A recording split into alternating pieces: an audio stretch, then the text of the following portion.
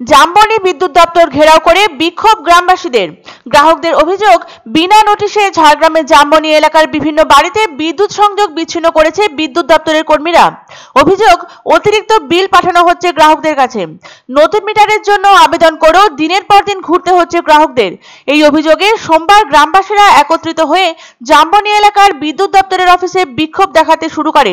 আটকে রাখা হয় বিদ্যুৎ দপ্তরের কর্মীদের। পরিস্থিতি নিয়ন্ত্রণে আনতে ঘটনাস্থলে পৌঁছে যায় জামবনি থানার পুলিশ।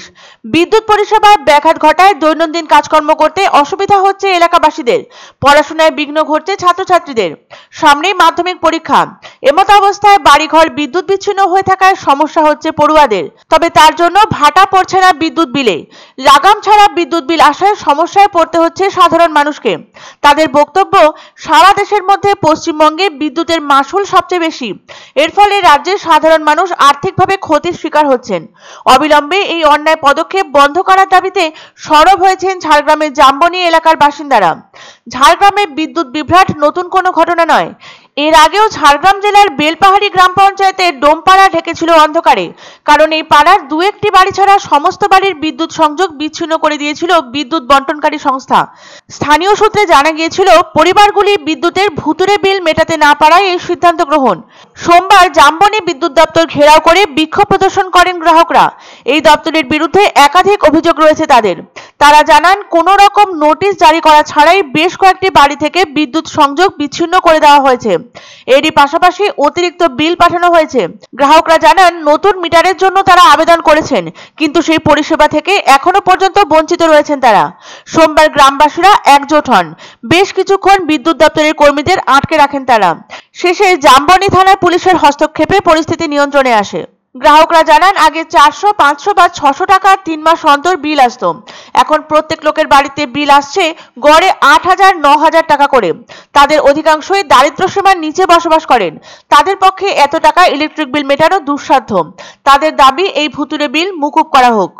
65,000 সেই যখন 75 টাকার থেকে বিল যায়, মানে তখন থেকে আমি রসিদ দেখাবো দিই। তারপরে আজকে একবারে 65,000, তখন থেকে আসি এসএস কে বলেছি, দরখাস্ত দিচ্ছি, বলছে ওগুলা যা হবে হবে, আগে তুমি হাল বিল দিয়ে যাও।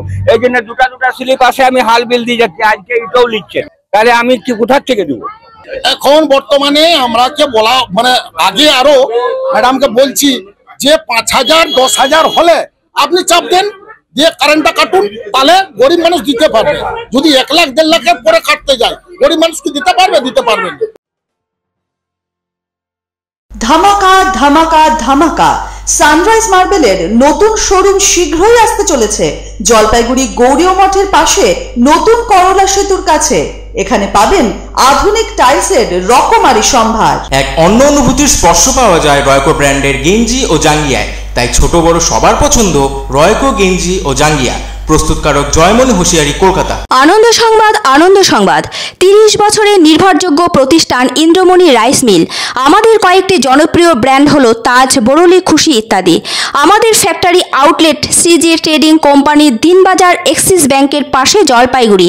এখানে সুলভ মূল্যে গুণগত মানের সব ধরনের চাল পাওয়া যায়।